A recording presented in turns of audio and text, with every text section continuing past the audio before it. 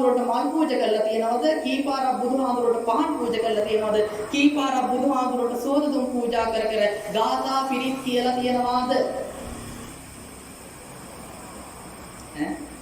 මතක නැහැ. ඒ තරම් කරලා ඇති.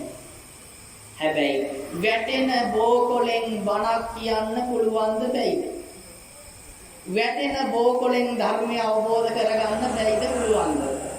වගකීමෙන් කියනවා පුළුවන්. ඇයි?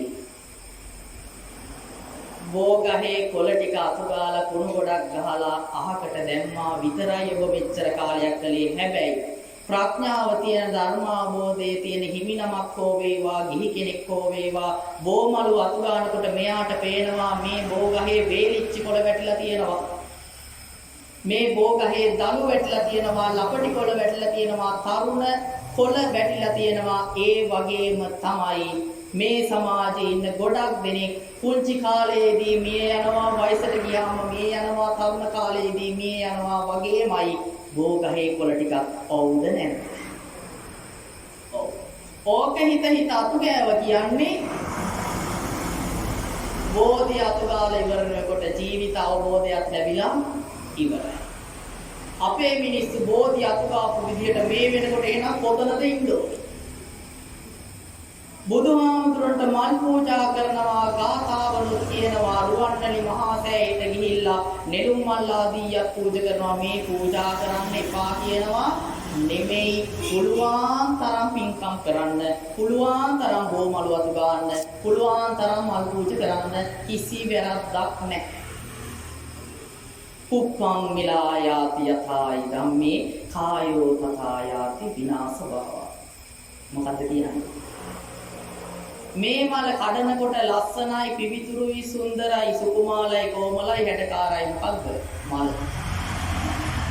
බුදුහාමුදුරන්ට පූජා කරනවා, පෑන් ටික ඉහලා පෑන් ටික තියනකම් මල හොඳයි.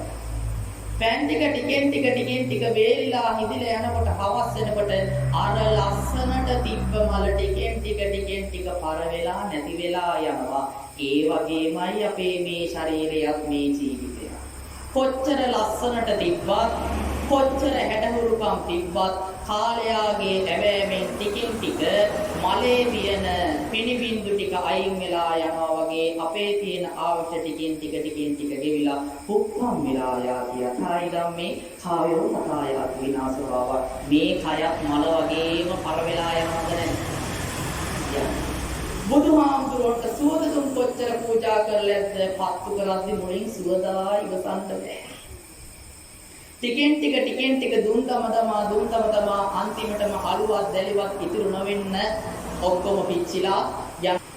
ඒ වගේ තමයි අපේ ජීවිතය සමාජයට, රටට, ගමට කොච්චර හොඳට සුවඳ දා හිටියත්, බැබලි හිටියත් කාලයාගේ හැබෑමෙන් මේ සියල්ල වෙනස් වෙලා යනවා. එතකොට මෙන්න මේ විදිහට ආමිෂය තුලින් ප්‍රතිපත්තියට එන්න පුළුවන්ද බැයිද? ජීවිතේ තේරුම් ගන්න පුළුවන්ද බැයිද? පුළුවන්. බැරි කමක් නැහැ. හැබැයි මං හිතන හැටියට එක්ක මේක කියලා දෙන්න කවුරුත් ඉන්න නැතුව ඇති. එක්ක ඔබට අවබෝධ කරගන්න තරම් ඥාන ශක්තියක් නැතුව ඇති. කමන්නේ අද මෙතනට ඇවිල්ලා මේක අහගත්තා. අද ඉඳන් ජීවිතේ ඉස්සරහට ගෙනියන්න. අද ඉඳන්